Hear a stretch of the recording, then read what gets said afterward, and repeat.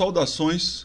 Vim aqui hoje falar sobre a simulação de Monte Carlo, que é um conteúdo que está no suplemento 1 do GAN, ou JCGM 101, o número do documento. A simulação de Monte Carlo é um método computacional, como o próprio nome já diz, de simulação, onde você pretende propagar funções de distribuição de probabilidade. Como que é isso? Eu tenho um mensurando, né, exatamente como nós falamos várias vezes em vários vídeos, y é igual a função de várias variáveis, que é o que eu estou medindo, que eu quero medir. Né? Mensurando é a grandeza que se pretende medir. Então, eu quero descobrir qual que é a distribuição de y através de uma dada frequência, de um n, uma amostra simulada.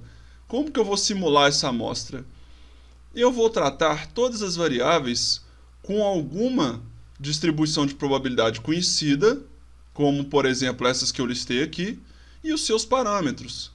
Então, eu vou simular n amostras para cada variável, por exemplo, 1000, 10.000, 100.000, quantas quiser simular, para cada distribuição. Para isso, eu preciso de uma ferramenta de simulação. Posso encontrar nos suplementos do Excel, ou posso usar um programa como o R, né? Ou mesmo o MATLAB.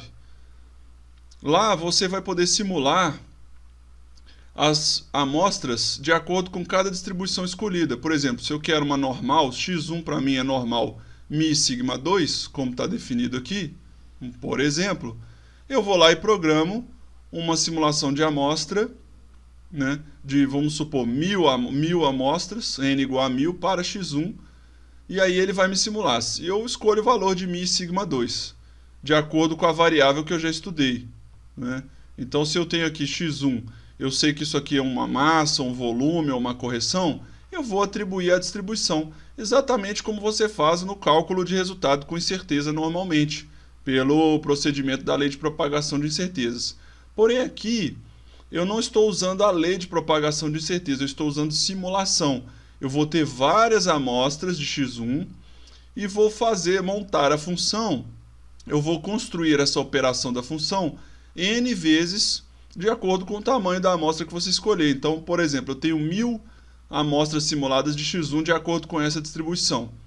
E aí, se essa função aqui, por exemplo, fosse x1 mais x2 até xn, eu vou somar os resultados dessa normal, dessa simulação, né, com os resultados de uma Poisson aqui, por exemplo, uma distribuição de Poisson com o parâmetro lambda, que é o parâmetro único da distribuição de Poisson.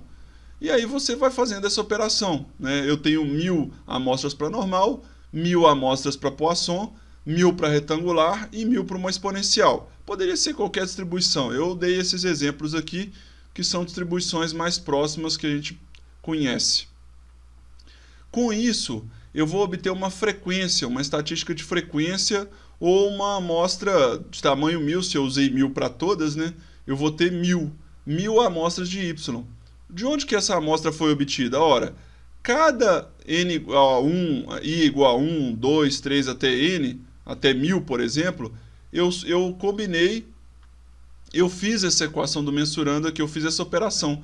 Então, na primeira amostra da primeira linha, eu peguei o primeiro x1, somei o primeiro x2 até xn para formar o mensurando, né? Se fosse soma. Portanto, eu vou executar a operação aqui do mensurando, da forma como a gente vem fazendo várias vezes, 1000 vezes, se a minha amostra for de tamanho 1000. Com isso, eu terei 1000 estimativas de y. Com essas 1000 estimativas de y, eu vou ter a possibilidade de fazer um histograma da grandeza, né, ou da variável aleatória que representa essa grandeza y que eu quero medir no laboratório. Né? E aí, com esse histograma, eu tenho a possibilidade aqui de calcular um desvio, calcular uma média central, né, calcular uma posição central, uma média, um valor esperado, e o parâmetro que eu quiser calcular.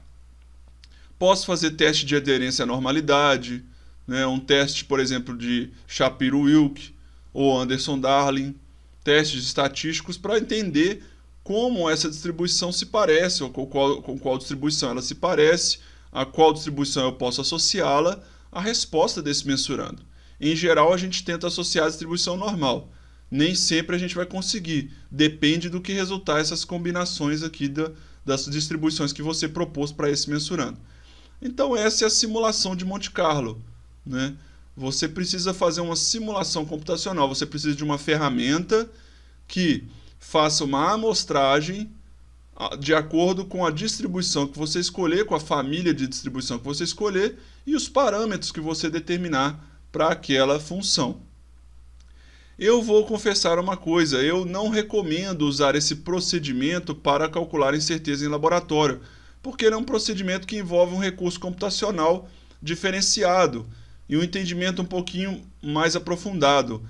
Eu acho desnecessário, eu nunca vi um ensaio de laboratório que o método de Monte Carlo desse menos trabalho que o método de lei de propagação de incerteza. Pode acontecer? Pode acontecer. Às vezes uma equação é muito complicada para derivar, por exemplo, né? Mas não é comum que o procedimento de medição de um laboratório, nas áreas de medição que a gente conhece, química, biologia, mecânica, física, etc. e tal, não é comum que a simulação de Monte Carlo seja menos trabalhosa do que a própria lei de propagação de incerteza. Portanto, eu não recomendo muito que se faça por este método, salvo algumas exceções, né? E eu não sei especificar essas exceções porque eu nunca me deparei com um mensurando de laboratório que fosse extremamente difícil de fazer por lei de propagação a ponto de apelar para um recurso computacional como o de Monte Carlo, tá certo? Eu vejo Monte Carlo, eu mesmo fiz no meu artigo de pós-graduação, eu fiz uma simulação de Monte Carlo, na verdade, aplicando a riscos de projeto. Então, quando você tem um fator de muitos riscos, né, um orçamento de projeto, tempo, prazo, riscos de projeto, aí sim a simulação de Monte Carlo cai de forma mais adequada, porque você tem muitas variáveis difíceis de serem modeladas, né?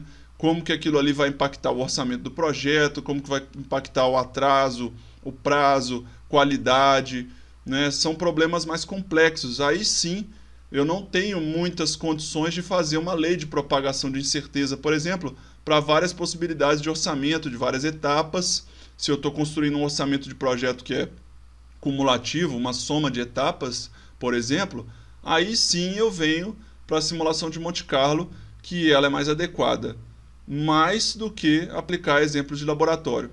É um conteúdo diferente, está no suplemento do GAN, eu venho trazer para vocês aqui uma explicação mais rasa, sem muita profundidade, de como é matematicamente propagar funções de distribuição de probabilidade, mas o método computacional é esse. A base é você simular amostras de cada variável e executar as N vezes que você simulou a operação da equação do mensurando para achar uma frequência do mensurando e desenhar um histograma. Resumidamente é isso.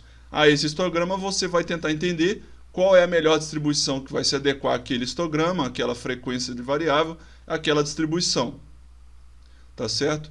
Então esse foi o conteúdo de hoje. Muito obrigado pela atenção e até o próximo conteúdo.